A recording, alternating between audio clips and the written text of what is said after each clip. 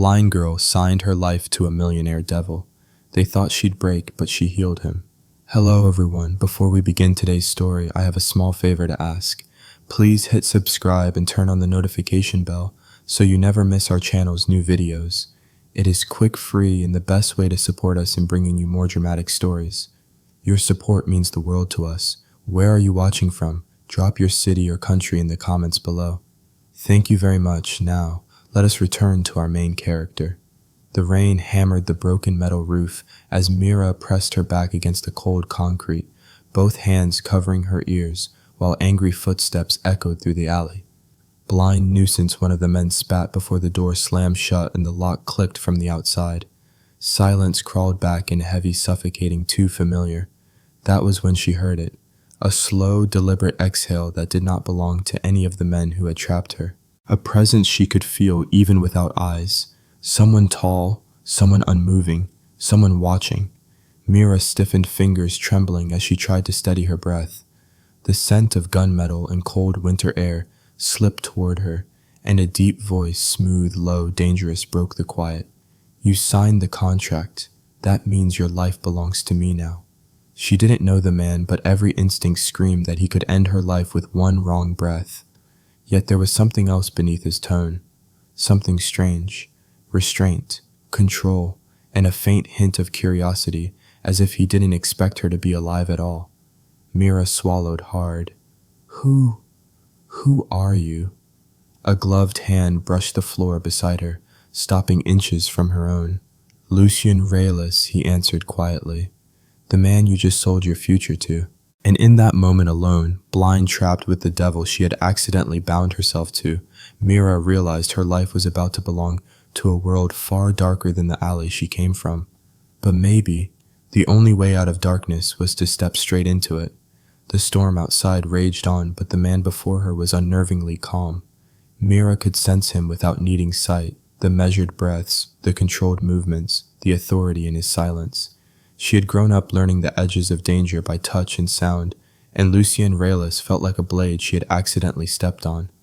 I didn't sell anything, Mira whispered, hugging her thin coat around her. I just signed a paper to pay my grandmother's treatment. They said, they lied. Lucien's voice cut through her explanation. They always do. Mira flinched at the cold finality in his tone. Why are you here? She managed. Because you signed a contract with my enemies, Lucien replied, and they expected you to die within the night, but you're still breathing. That complicates things. Mira's breath caught. They said I just do cleaning work. Do you really believe the men who beat you and locked you in here wanted a cleaner? His boots shifted and she guessed he had stood up. They wanted leverage, and they thought you were disposable. Mira clenched her fists, anger and fear twisting in her chest. If she hadn't escaped earlier, if she hadn't run into this abandoned structure, if Lucien hadn't found her, she didn't want to imagine what would have happened.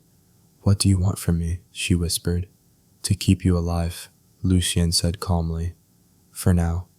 That for now chilled her more than anything else, but she sensed deep down that Lucien Rayless was not here to harm her.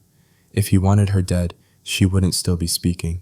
What happens now? She asked hesitantly. Lucien stepped closer. She felt the air shift beside her as he crouched, the warmth of his presence brushing her cheek. Now he murmured, you come with me, and you do exactly what I say. You breathe when I tell you to breathe. You speak when I allow it. And in exchange, he reached forward slowly, deliberately, and took her trembling hand in his gloved one. I'll ensure no one touches you again. Her heart lurched. No one had ever spoken to her like that. No one had ever promised to protect her. Not the people who used her blindness as currency. Not the ones who pushed her around like a burden. Not even the men who claimed they were helping her get treatment money. With me, Lucien said, voice low, you live. Without me, you die before sunrise. Choose. Mira knew the choice was not truly a choice, but she also knew she had no one else in the world. She had nothing left except her grandmother, who lay fragile and sick at home, waiting for medicine Mira couldn't afford. So she nodded. I'll go with you. Lucien tightened his grip, not gently, but not unkindly. Good. Then stand. He guided her to her feet with surprising patience. Mira nearly slipped on the wet floor, but his arm immediately circled her waist, steady and confident. "Careful," he muttered, almost annoyed. "You're smaller than I expected." "I'm not," she began, but he was already pulling her toward the door. The rain outside hit her skin like icy needles and she shivered violently. Lucien noticed. Without a word, he took off his heavy coat and draped it over her shoulders. It smelled like leather and cold pine and danger and safety all at once. "Why?" Mira whispered, clutching it close. "Why help me?" Lucien paused, his voice dropping to a murmur barely audible under the storm. "Because someone tried to take what was mine. A beat, and I don't like losing." Before Mira could ask what he meant, he added, "And because you're not afraid of me. Not yet." Mira felt her pulse race. "I don't fear you," she said softly. "I don't know you." Lucien leaned close, his breath brushing her ear as he whispered, "You will." Lightning cracked across the sky as he led her away from the only life she'd ever known, straight into a world where her blindness wasn't her greatest danger, but her only weapon. And in the shadows of the storm, Mira had no idea she had just stepped into the life of the most dangerous man in the city, or that one day she would become the only person capable of breaking him. The car door shut with a heavy thud, sealing Mira inside a cocoon of quiet leather and cold air. She sat stiffly, hands knotted in her lap, listening to the low purr of the engine as Lucien slid into the seat beside her. Even without sight, she could feel how the space bent around him, how authority wrapped him like a second skin. "Seatbelt," he ordered. She fumbled along the side of the seat until her fingers brushed the strap. Before she could grasp it, his hand covered hers, guiding it toward the latch. His touch was firm, sure, and unexpectedly warm. "Slow," he murmured. "You'll bruise yourself." Mira swallowed. No one had ever spoken to her with that strange blend of impatience and care before. It unsettled her more than the darkness she lived in. Once the belt clicked, Lucien tapped twice on the glass. The driver eased the car onto the road. Mira felt her body sway as they left the alley, her old world drifting farther away with each turn. She dared to break the silence. "What is this place we're going to my estate? That sounds far." "It is." Mira pressed her back against the seat, trying to picture how far meant in the world of a man like Lucien Reyes. She imagined towering gates rooms bigger than the entire building she'd grown up in, chandeliers she would never see, and people who would notice her blindness long before they noticed anything else about her. "Why me?" she whispered almost too quietly. Lucien didn't answer immediately. She heard him shift leather creaking. "You signed what they put in front of you," he finally said. "That means you belong to my contract, and I don't leave loose ends." His tone was clipped cold, but Mira sensed a truth beneath it. He wasn't merely claiming possession, he was warning her. "And what does your contract say I'm supposed to do?" she asked. Lucien exhaled through his nose, a short, humorless sound. "You're not here to entertain me if that's what you're afraid of." Mira stiffened cheeks, warming. "I never assumed you did." Lucien cut in gently. "And you're not wrong to fear the idea. Men like the ones who sold you that paper only think in those terms." Mira's fingers tightened. "So, what do you think in strategy? A beat and leverage." Mira didn't know if that should comfort her or terrify her. The car slowed. Mira sensed it before the engine even eased something. In the air shifted like they had passed through a boundary. She heard the muted echo of gravel under the tires, then distant voices, then a gate rolling open. "We're here," Lucien said. The car stopped. Mira heard the driver exit, footsteps crunching. A click. Her door opened, and cool wind swept in. Lucien's hand hovered near her elbow, not touching but waiting. He was giving her a choice. She stepped out on her own, placing one foot carefully on the ground. The air smelled different, cleaner, sharper, threaded with pine. She didn't know what wealth looked like, but she could hear it wide open silence and soft echoes that suggested space bigger than anything she'd ever been in. Lucien moved to her side. "Follow my voice." He walked slowly, adjusting his pace for her. Mira focused on the sound of his shoes hitting the stone path, steady, deliberate, never rushing her. Her cane clicked against each uneven surface, guiding her steps. When they reached a staircase, Lucien spoke again. 5 steps. "Take my arm." She hesitated before touching him, her fingers grazing his sleeve. The fabric felt expensive, smooth, and cold like water on glass. He steadied her as she climbed his grip, neither tight nor loose, simply reliable. At the top, she heard a door open, and warm air enveloped her. "This is your room," Lucien said. Mira stiffened. "You're giving me a room? You expected a cage."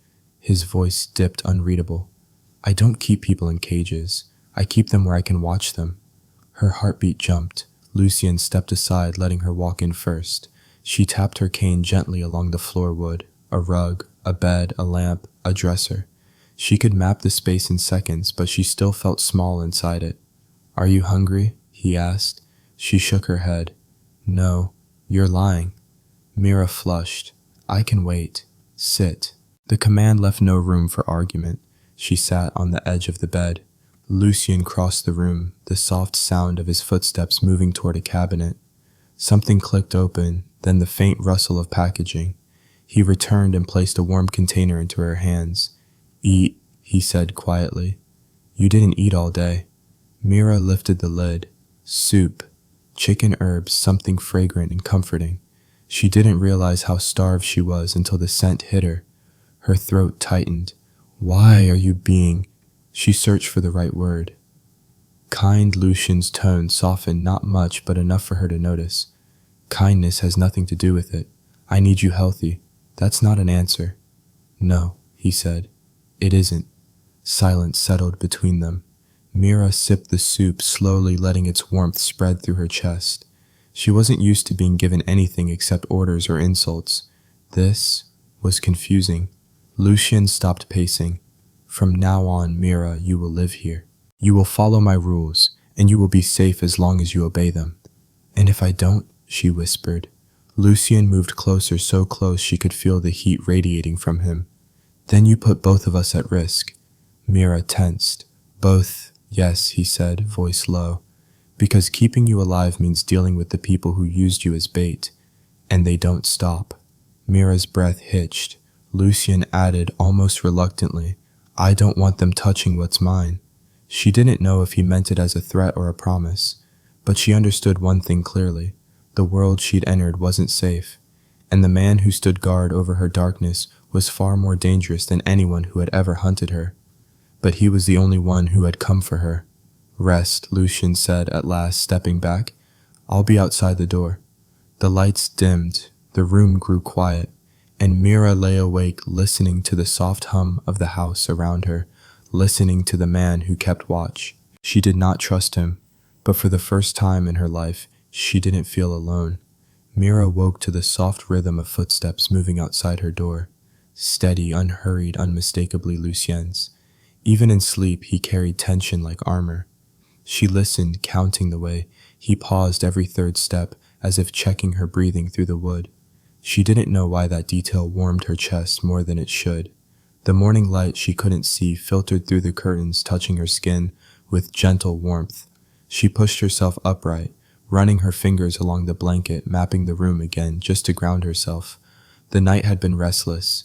Too many sounds, too much space, too many thoughts, especially the thought of Lucien watching the door all night, like she was something valuable or dangerous, or both.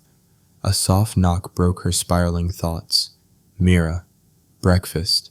She recognized his tone immediately.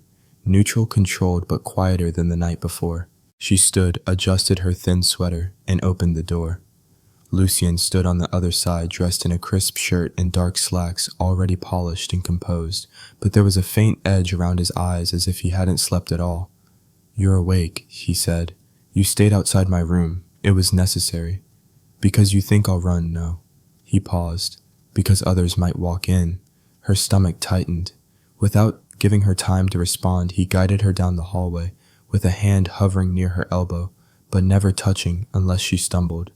The estate was large. She could tell from the vast emptiness that the way their footsteps echoed. She followed the shifting sound of his coat as he walked ahead, mapping the path in her mind.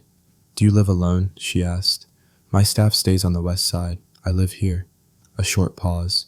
"Now you do too." The words hit her harder than she expected. When they reached the dining room, she could smell warm bread, roasted vegetables, and something rich eggs, maybe. A chair was pulled out quietly. He helped her sit, sliding her hand to the edge of the table so she could orient herself. A gesture so small, but no one had ever done something so thoughtfully for her. "You can eat," Lucien said. "The plate is in front of you. Left side bread, right tea. The bowl is warm. Don't burn your fingers." Mira smiled faintly. "You sound like you're giving instructions to a child. You sound like someone who needs them." "Well," she murmured, "you're not wrong." Lucien hummed a sound as soft as it was surprising. She lifted the spoon, tasting the warm broth. Her throat loosened. "Thank you," she whispered. Lucien didn't answer, but the air shifted like he wasn't used to gratitude and didn't know where to put it. After a long silence, Mira spoke again. "Lucien, who were those men?" His chair creaked as he leaned back. "My competitors. They wanted leverage, yes, and they thought I was worthless enough to use." Lucien didn't deny it. That hurt more than the truth itself. "You're asking dangerous questions, Mira." "You brought me here," she countered softly. "You made my life dangerous." A beat. Lucien lowered his voice. "Your life was already dangerous. I only got involved because they wanted you dead before they delivered the contract to me." Mira's breath hitched. Dead. They didn't want evidence tracing back to them. "So you didn't save me. You just wanted answers. Not only that." She froze. Then, what Lucien didn't speak, but she felt the weight of his gaze like a touch. After a moment he rose and walked closer, his footsteps stopping right behind her chair. "There's something you should know," he murmured. "You were in the wrong place at the wrong time, but I don't believe in coincidences." Mira found her voice trembling. "What does that mean? Someone gave them your name. Someone told them you would be easy to take." Her fingers went cold. "My name," she whispered. "Who would do that?" "That's what I intend to find out." She lowered her spoon, appetite gone. "I don't understand. I'm no one." Lucien didn't hesitate. "That's where you're wrong." He'd moved around the table, shifting her bowl slightly so she wouldn't knock it over, another small gesture she wasn't prepared for. But then the door opened from the far side of the room. Footsteps, light hurried, a woman's voice. "Mr. Rayless, sir, we have a situation." Lucien's tone sharpened. "Speak." "It's about the girl," the woman said, breathless. "Her name was flagged in our internal system. We found something." Mira lifted her head. "What do you mean, flagged?" Lucien held out a hand toward the woman. "Give it to me." A folder was placed in his palm. Mira listened to the sound of paper sliding, pages flipping, Lucien's breath cooling with every line he read. He finally spoke. "Mira, yes. You told me you had no family besides your grandmother. I don't." His voice lowered, dangerous and steady. "That's not what this says." Mira froze. Lucien stepped closer, lowering the folder onto the table before her, as if she could read it. His voice softened, not kind but deliberate. "There's a record of a missing child," he said. 14 years ago, a girl taken from a private hospital. Mira's heart pounded. A girl, Lucien continued, born with a birthmark behind her left ear. Her hand flew to her ear instinctively. "Lucien, what are you saying?" He exhaled, the sound heavy. "You might not be who you think you are." Silence swallowed the room. Before Mira could respond, her phone, an old cracked device she kept in her pocket, buzzed violently. Only one person had her number. Her grandmother. Mira grabbed it, voice shaking. "Grandma, Grandma, are you okay?" But it wasn't her grandmother's voice. It was a man's, rough, mocking. "We found her," he said, "and if you want her alive, you'll come alone." The line went dead. Mira's breath shattered. Her hands shook uncontrollably. Lucien stepped forward, his tone dropping into a cold, terrifying promise. "Give me the phone." "No," Mira gasped, gripping it. "They said alone." "You're not going anywhere alone. They'll kill her." Lucien leaned close, his voice a quiet, lethal vow. "Mira, look at me." She lifted her blind eyes toward his voice, desperate and breaking. "I'm not letting anyone take what's mine." And for the first time since she met him, Mira wasn't afraid of the devil standing in front of her. She was terrified of losing the one person who had loved her first. "Lucien," she whispered, "please help me." His answer came without hesitation. "I already am." The rain had just begun again, when Lucien led Mira down the long hallway, his hand hovering near her back, not touching but ready. She could hear the sharpness in his footsteps, the tension in the air, the clipped commands he gave to his security team. Track the call, pull every nearby camera. I want the location in 5 minutes. A chorus of "Yes, sir" echoed behind them. Mira clutched her cane knuckles white. Lucien. If they hurt her, they won't. His tone left no room for doubt, but she doubted everything then now that her safety, her identity, and worst of all, the fact that someone had taken her grandmother because of her. Lucien stopped in front of a secured room. A bolt slid and the door opened. Cool air swept over her, carrying the sterile smell of electronics. This is the surveillance hub, he said. If they're anywhere in this city, we'll find them. Mira tried to steady her breath. They want me alone. I should go. You're not going anywhere alone. He stepped closer, lowering his voice. You don't negotiate with people who kidnap the elderly. But my grandmother, I know, Lucien said softer now. I know. For a moment, the silence between them hurt more than the fear. He wasn't being cold. He wasn't being cruel. He was calculating and desperate. She sensed it in the way he exhaled long and slow, as if he was trying to restrain something sharp. One of his men approached. Sir, we traced the number. It pinged near the East Harbor industrial blocks. Mira froze. That's where I worked before everything. They know those alleys. They know I'll come. And that's why we'll go, Lucien replied, but on my terms. Mira shook her head. Lucien, they said alone, and you think I'll let you walk into a trap like a lamb? His voice cut through her panic. I don't lose people under my protection. You don't lose assets, she murmured bitterly. He went silent. She regretted the words instantly. They tasted like fear, not truth. Lucien stepped forward so close she could feel the energy around him shift, no longer cold but heated, almost raw. You're not an asset, he said quietly. If you were, I wouldn't be standing here. I'd have sent someone else. Mira's pulse tripped. Then why are you doing all this? You barely know me. That's what I'm trying to understand. He exhaled. And I don't like what the answer might be. Mira didn't know what he meant, not fully, but something in her chest tightened. Before she could speak, a chime echoed. Sir, another guard reported the kidnappers sent an image. Mira tensed. Let me hear it. The guard hesitated. Lucien nodded. The man held out the phone. Mira listened. A faint trembling cough. Her grandmother's voice, weak but alive. Mira, don't go. The sound cut off. A man's laugh replaced it. Lucien's jaw clenched hard enough for her to hear the grind of his teeth. Time to go, he said. The car ride to East Harbor was suffocatingly tense. The air smelled like saltwater iron and storm-soaked concrete. Mira clutched the seatbelt, her body trembling with each turn. Lucien kept glancing her way.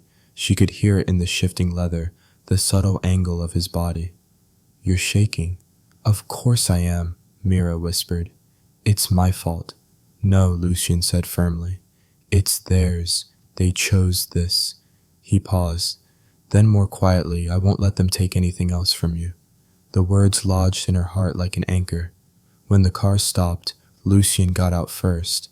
Mira could hear security fanning out silently, shoes crunching gravel, guns being checked, the coded whispers of his operatives. Lucien came to her door and opened it.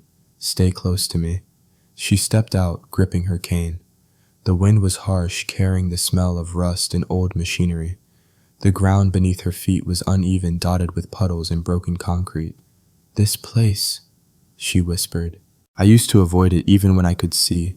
Lucien's hand touched her elbow, not hesitant this time, but protective. We'll be done soon. He led her forward. Buildings loomed around them. She could sense the cavernous emptiness, the dripping water, the echo of their movement. Then voices, rough, smirking, waiting. Look who actually came, one man jeered. The blind little puppet. Mira flinched, recognizing him instantly. Darren! Lucien's presence sharpened into something lethal. You hurt her grandmother, he said, voice like a blade. Bold. Darren laughed. Relax, Rayless. We just wanted the girl. He spat on the ground. She's worth more than we thought. Lucien stepped forward. She isn't worth anything to you. Oh, Darren mocked. Then why bring your army? Mira sensed something shifting. The men were getting closer. Lucien spoke without raising his voice. "One more step and you won't walk out of here. You think we're scared?" A click echoed someone cocking a gun. Mira's breath stopped. Lucien moved so fast she heard only the rush of air, then the clatter of a weapon hitting the ground. A groan, a thud, a scream cut short. "Don't touch her," Lucien growled. Fear scattered the men like rats. Footsteps pounded in all directions. Lucien barked an order, and his team chased them down, forcing them to the ground. Mira's voice cracked. "My grandmother, where is she?" "Here." Lucien guided her toward a corner where she heard soft, fragile breathing. Mira dropped to her knees, reaching out. "Grandma." A trembling hand found hers. "Mira, oh my girl, I told them not to call you." Mira sobbed in relief. "I'm here. I'm right here." Behind her, Lucien's voice was cold, deadly. "Get her to the med team and secure every one of these cowards. I want names."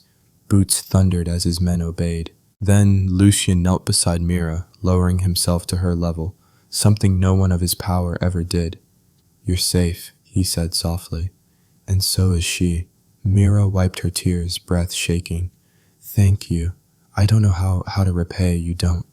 He touched her hand, gently guiding her upright. "Just stay alive." Her heart fluttered painfully. As they returned to the car, Mira finally whispered the question that had haunted her since morning. "Lucien, who am I to you?" He stopped. For a long moment, the only sound was the wind. Then he answered quietly, but without hesitation. "Someone I can't afford to lose." Mira could feel the tension before she heard the words. The estate was too quiet, too still. Something had shifted in the air like a warning drifting down the hallways. She sat on the edge of her bed, fingers brushing the faint bruise on her wrist where one of the kidnappers had grabbed her hours earlier. Footsteps approached, confident, heavier than usual. Lucien. She straightened instinctively as he entered the room without knocking. "We need to talk," he said. Her breath faltered. Nothing good ever followed those 4 words. Lucien crossed the room and placed something on the table. Paper rustled. Mira heard the weight of secrecy in every movement. "What is that?" she asked. "A file," Lucien replied. "About you." Fear prickled her skin. "I told you my grandmother and I were alone. I didn't have a family. That's what you believed," Lucien said quietly. "It's not what's true." Mira froze. Lucien opened the file. She could hear him flipping pages, stopping occasionally, breathing out sharply, as if he were trying and failing to restrain emotion. He finally spoke. "A child went missing 14 years ago." Mira clutched the bedsheet. "Why are you telling me this?" "Because the child was taken from a hospital with restricted access. Taken deliberately. Replaced deliberately." "Replaced," Mira whispered. Lucien walked closer. She felt his presence block the air between them. "You were registered as an orphan at the exact same time the Rayleigh's family reported their missing daughter." Mira shook her head. "Lucien, that's impossible. My grandmother raised me since I was little. She saw me every day. She saw you after the disappearance." Lucien corrected softly. Her breath stuttered. No, she would never hide something like that." "She didn't know," Lucien said. "The records show she took you in after your surgery." Mira blinked. "Surgery?" Lucien hesitated. His voice lowered, weighted with something she couldn't name. "The medical report is incomplete, but it lists corneal removal." The world around Mira cracked. Corneal removal. Her hands flew to her eyes, shaking violently. "So I wasn't born blind," she whispered. "My sight was taken." Lucien didn't answer. Mira stood abruptly, stumbling. She reached for the wall, steadying herself, her heart beating so hard she could hear the blood rushing in her ears. "Someone did this to me," she said, voice breaking. "Someone stole my sight." "And your life," Lucien added quietly. She felt sick, betrayed by a past she never got to remember. "Who would do something like that?" Mira finally asked. Lucien placed a hand on the back of her chair, not touching her, just there. "Someone who wanted the Rayleigh's heir gone." Mira swallowed hard. "Heir Lucien. You're saying I'm the missing child," he finished. "Yes, all the evidence points to it." Her knees nearly buckled. She sank onto the bed, clutching her hands tightly. "How can you be so sure?" Lucien turned another page.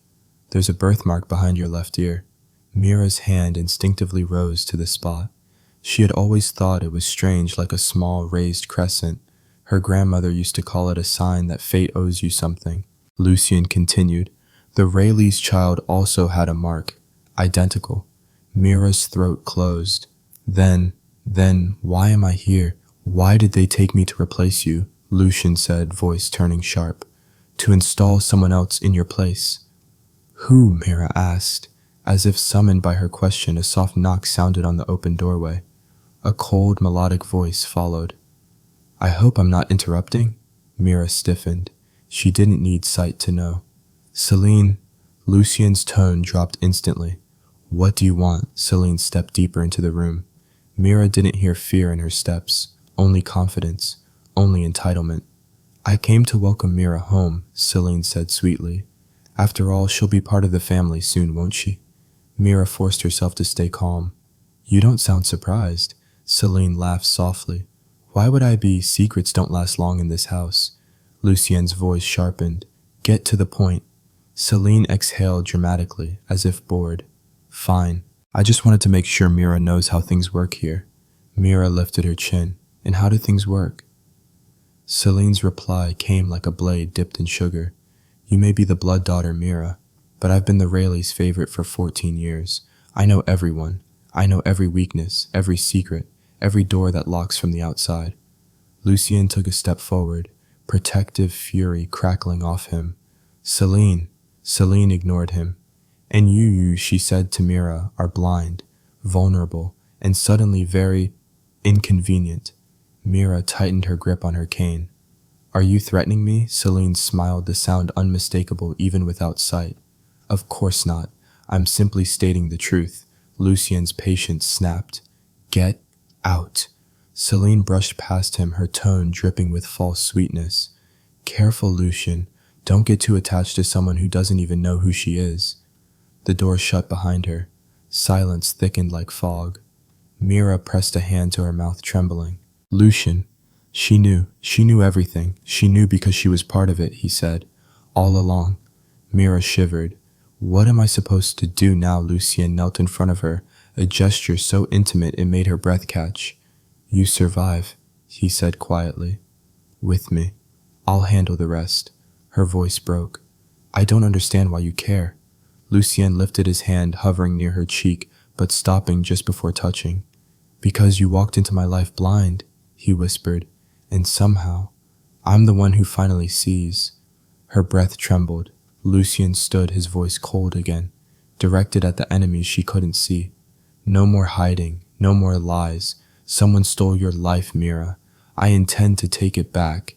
And somewhere deep in the dark corridors of the estate, Mira felt the ground shift. She wasn't just surviving anymore.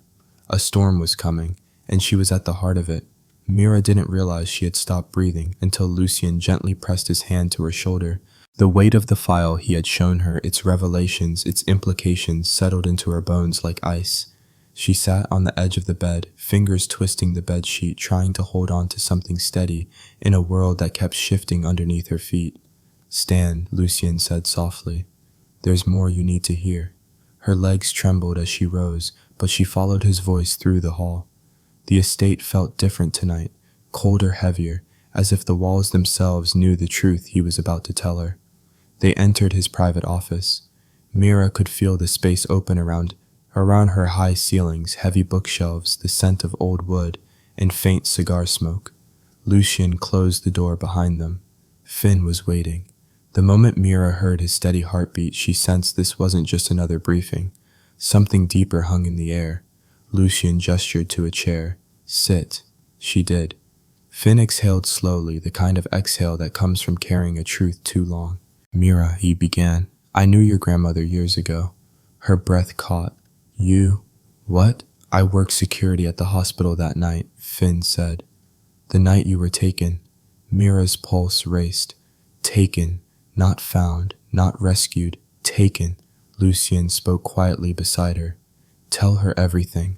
Finn nodded. 14 years ago, a newborn girl disappeared from the Rayleigh's private ward. At the same time, another child was abandoned in the emergency unit, injured, sedated, her corneas removed. Mira's stomach twisted. Your grandmother arrived sometime later. Finn continued. She found you crying alone and refused to leave until she could take you home. But all she knew was the hospital's story that you'd been abandoned and the surgery had gone wrong. Mira covered her mouth with her hands. She didn't know. She never knew. Finn's voice softened. She saved you. Not from blindness, but from becoming a pawn. Lucien added, someone orchestrated the switch. Someone wealthy enough, connected enough, ruthless enough. Who? Mira whispered. Lucien didn't hesitate. Elise. The name drained the strength from her body. She wanted control, Lucien said. Power.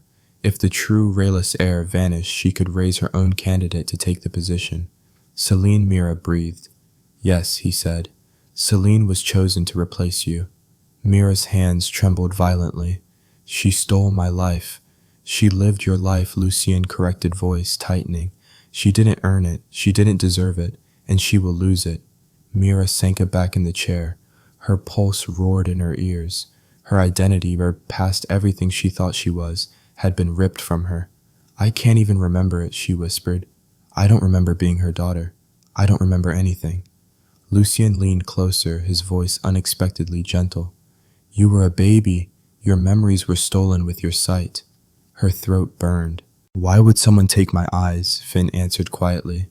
Because a cornea that young is priceless in the underground market. Elise needed a donor for someone she wanted to protect, someone close to her.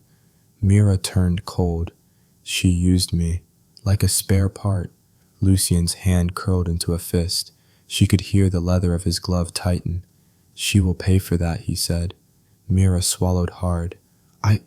I don't want revenge. I just want to know who I am. Finn stepped forward and placed something into Mira's hands, a small, smooth object. She ran her fingers across it. A pendant. Jade. Cool and familiar. I found this, Finn said, hidden among Elise's private belongings. Mira traced the carved symbol, a crescent shape, like the birthmark behind her ear. I've touched this before, she whispered. When I was small. I think I remember holding it. It belonged to the Rayleigh's heir, Finn confirmed. It belonged to you.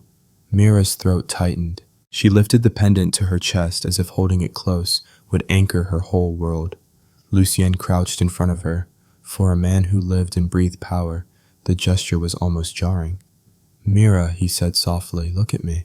She tilted her face toward his voice, her blind gaze unfocused but full of hurt.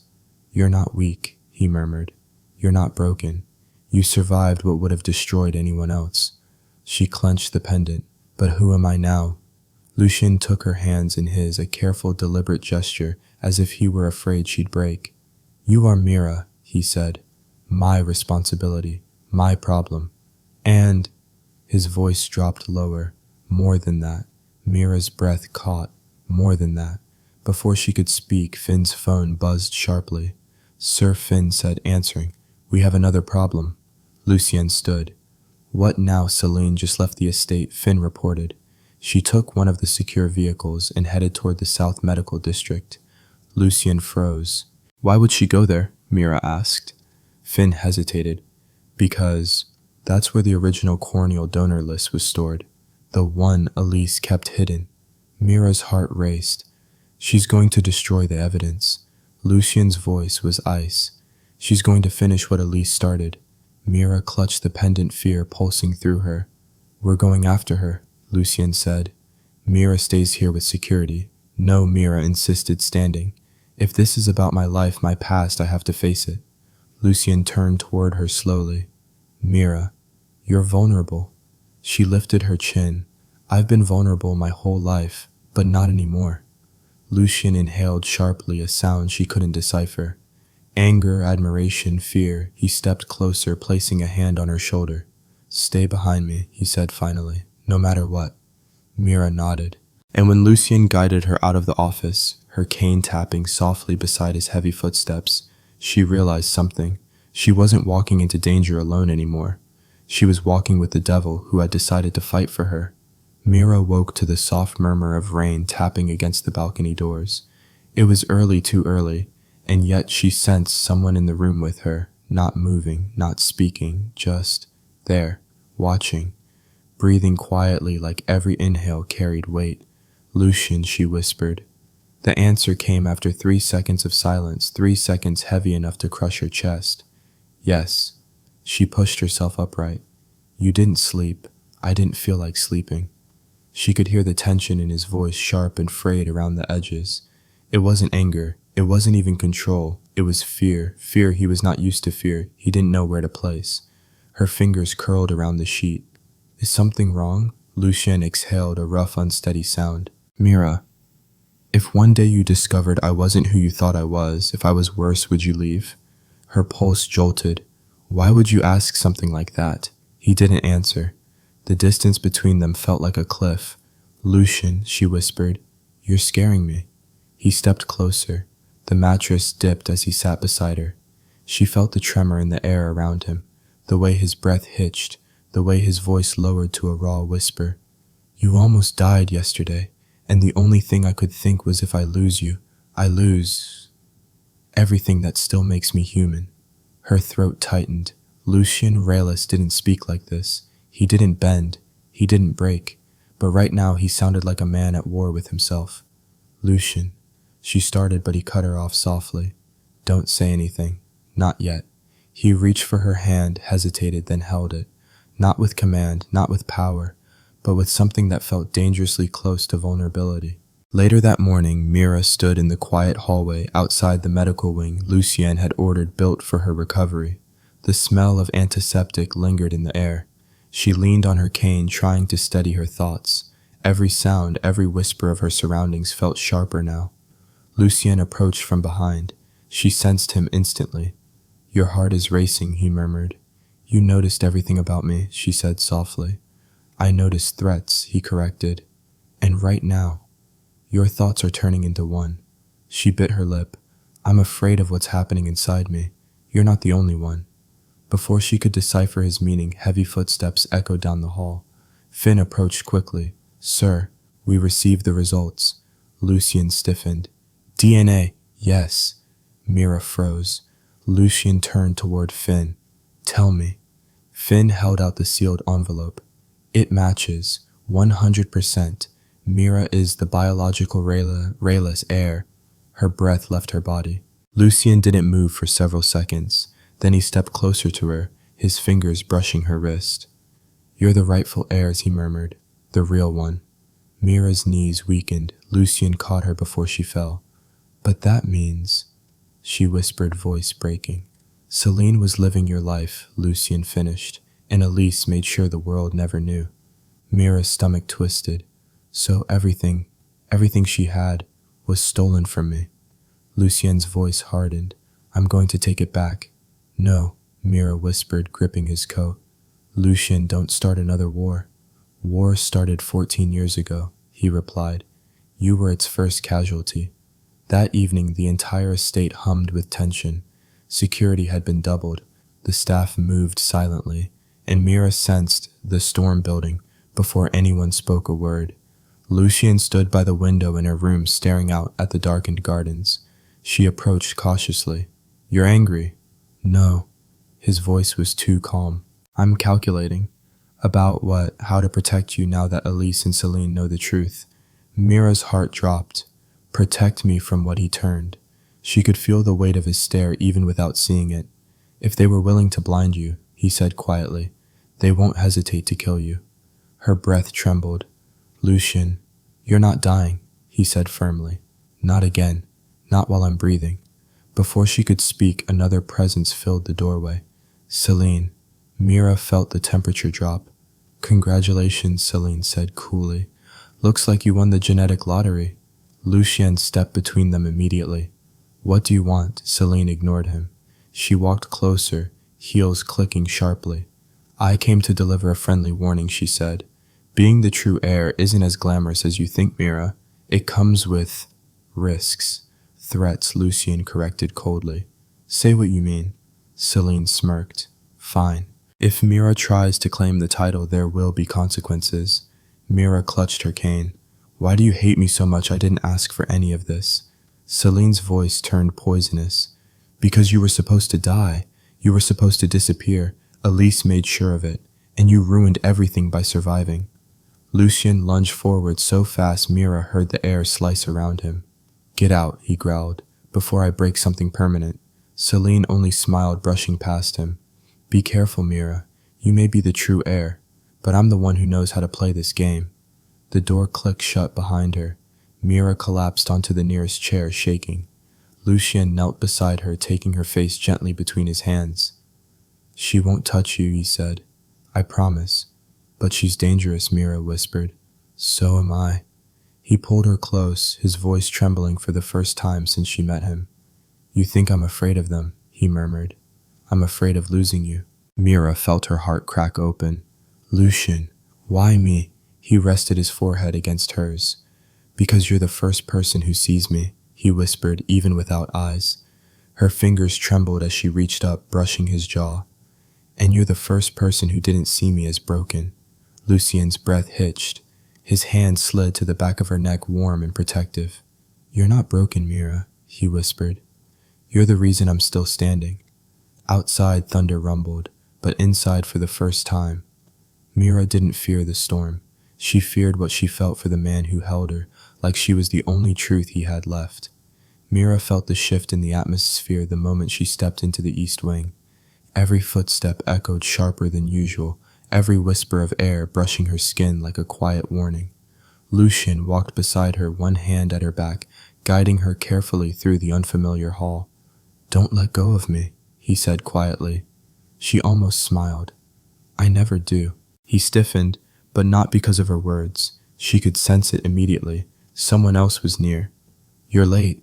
Elise's voice cut through the stillness, cold and sharp. Mira froze. Lucien moved instinctively, positioning himself half in front of her. "You don't have the right to summon her."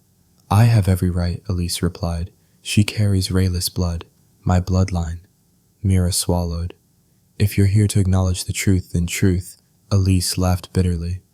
"Don't flatter yourself, girl. I'm here because you're a liability." Lucien's voice dropped to a lethal calm. "Say that again." Elise stepped forward. Mira could feel the chill of her presence like frost creeping across her skin. "You were supposed to stay hidden," Elise murmured. "Blind, forgotten, useless. Your existence ensured my daughter remained the sole heir, and then you reappeared alive and inconvenient." Mira's heart hammered. "You're admitting you ordered them to." "I'm admitting nothing." Elise's tone sharpened. "But if you want my advice, disappear again." Quietly this time. Lucien's jaw tightened. "You won't touch her. You can't protect her from everything," Elise hissed.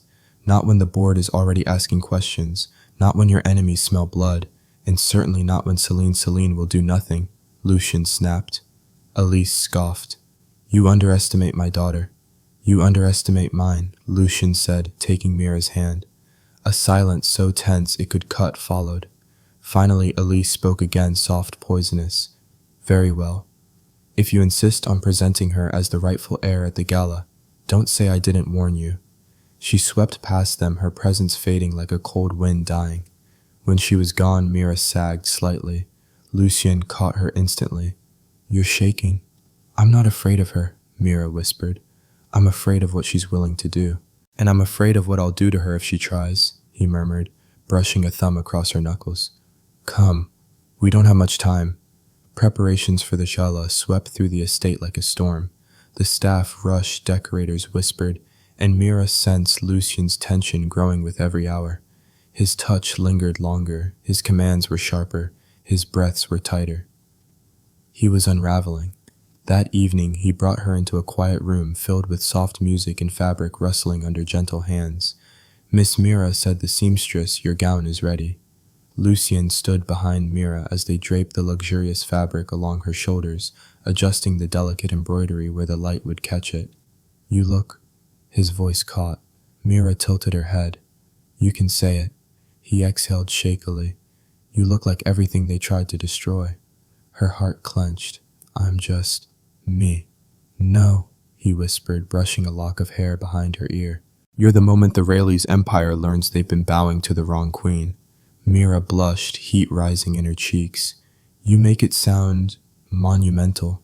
"It is." She reached for his hand. "Then stand with me." Lucien hesitated, not because he didn't want to, but because wanting was dangerous. Always, he said finally. The night of the gala arrived. The grand hall buzzed with music crystal and thousands of murmurs from elite guests. Mira stood at the entrance with Lucien gripping his arm. Though she couldn't see the chandeliers or the marble or the crowd, she felt the pressure of 100 gazes pressing down on her skin. Lucien lowered his mouth to her ear. "Remember what I told you. Stay by your side," she whispered. "Good." A voice announced them, presenting Lucien Reyes and Mira Valencia, true heir to the Reyes legacy. A ripple of shock spread through the hall. Mira lifted her chin. Lucien whispered, "They're staring." She smiled faintly. "Let them." But just as they stepped forward, footsteps approached from the crowd, fast, sharp, unmistakably deliberate. Celine's perfume hit Mira like a warning bell. The room quieted. Celine said sweetly, "A word." "No," he replied instantly. She turned to Mira. "And you? You really showed up. Brave, or foolish." Mira tightened her hold on Lucien's arm. "I won't disappear this time." Celine's smile sharpened. "We'll see." Her hand brushed something, a cold chain dangling near Mira's wrist. Lucien moved at lightning speed, gripping Celine's wrist. "Don't touch her." Celine's voice dropped. "You can't shield her from everything. There's a storm coming. And Mira, you're the spark." Lucien's grip tightened until Celine hissed. "Stay away," he warned. Celine withdrew, but her parting words chilled the air. "Enjoy tonight while it lasts." Later, when Lucien finally got Mira alone on the balcony, he shut the door with a quiet thud. "You're trembling," he whispered. "So are you," he cupped her face. "I won't let them ruin this. I won't let them take you from me." Her hand rose shakily to his chest, feeling the frantic beat beneath. "Lucien, why does this matter so much to you?" His forehead leaned against hers, breath, warm voice, breaking open. "Because losing you," he whispered, "is the one thing I know I can't survive." Mira sucked in a breath as his thumb brushed her jaw with heartbreaking gentleness. "And tonight," Lucien murmured, "I realized something." "What?" "That you're no longer just someone I need to protect." Her pulse fluttered violently. "You're someone I can't live without." The night hummed around them. The storm was coming. But for the first time, Mira felt ready to face it, because he was holding her like she was the only light he had left. The storm broke before Mira even stepped onto the stage. She sensed it in the air, first the sudden sharp drop in temperature, the tension slicing through the grand hall, the faint metallic click of something being armed. Lucien's grip on her hand tightened instantly. "Stay behind me," he whispered, but it was already too late. A blast of feedback screeched through the speakers. Gasps rippled across the guests. Then a distorted voice boomed through the hall. "The blind girl does not belong here." Mira flinched. Lucien moved so fast she barely felt the shift before he had her tucked safely against him. Celine's voice cut through the chaos next, raw, furious, desperate. "Mother, stop it." Not like this, but Elise was beyond stopping. Shattered glass rained from the upper balcony as the giant LED screen flickered, glitched, then showed images Mira could only hear: a baby wrapped in a blanket, a hospital tag, a crying infant being carried down a hallway. Whispers erupted. "That's her. The true heir. They lied.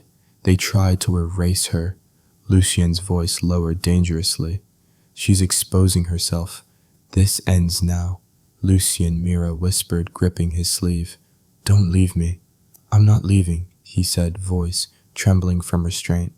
"But I have to end this before someone hurts you."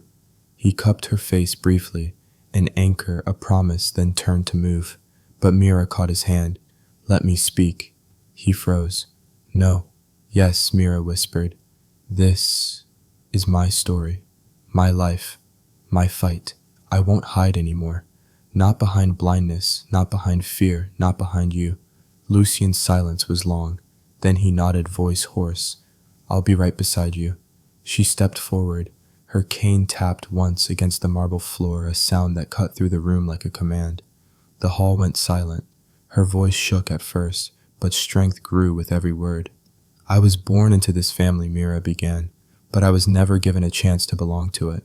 I wasn't just abandoned, I was erased."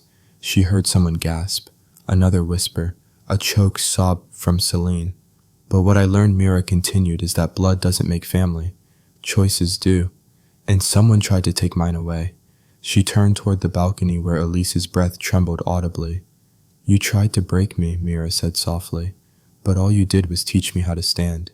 Lucien moved closer, just enough that she felt the warmth of him at her side. I'm not here to take revenge. I don't want your throne or your title or your fear, Mira said. I only want the truth. And the truth is this: I survived, and I refuse to disappear again. A long, heavy silence followed. Then a crack, a click, the unmistakable sound of a weapon being readied. Lucien reacted instantly. He threw his body in front of Mira, shielding her. Elise, don't! Celine screamed. A shot fired. Guests screamed. Glass shattered. Mira staggered backward as Lucien pulled her into his arms. But no pain came. She heard a groan, deep guttural from above. Elise collapsed, the gun clattering from her hand. Celine was sobbing. Mom, why did you do this? She wasn't taking anything. She wasn't taking me. Security swarmed. The room erupted into chaos. Lucien held Mira tighter, checking her frantically. Are you hurt? Mira, talk to me. She reached up and touched his cheek. I'm fine. You protected me. Always, he whispered, voice shaking with relief. Hours later, when the hall had emptied and the ambulances had left, Mira and Lucien stood together on the quiet balcony overlooking the estate. He wrapped a coat around her shoulders. You didn't deserve any of it. Maybe not, Mira said it softly. But I survived it. Lucien turned her gently toward him. You didn't just survive. You changed everything. You changed me. Her heartbeat fluttered. I never asked you, she said quietly. Why you cared so much. Why you stayed. Lucien leaned down until his forehead rested lightly against hers. Because you walked into my life blind, he whispered, and somehow saw me more clearly than anyone ever has. Her breath hitched, and because he added voice, trembling with something real and unguarded, I'm in love with you. Mira's fingers slipped into his warm and steady. And I'm in love with you, Lucien. He exhaled as if he had been holding that breath for years. Then he pulled her gently into his arms, no fear, no hesitation, no darkness left between them. You healed me, he murmured into her hair, and I'm going to spend my life protecting you. Not because I'm blind, she said softly. No, his voice tightened, because you're mine. She smiled, pressing her cheek against his chest as the first light of dawn began to touch the sky. Then let's start living, she whispered. Together, he said. Together. If you enjoyed this story and want more romance, mystery, and powerful emotional twists, don't forget to like, subscribe, and leave a comment below. Tell me where you're watching from and which moment in Mira and Lucien's journey hit you the hardest. Your support keeps these stories alive, and I can't wait to share the next one with you.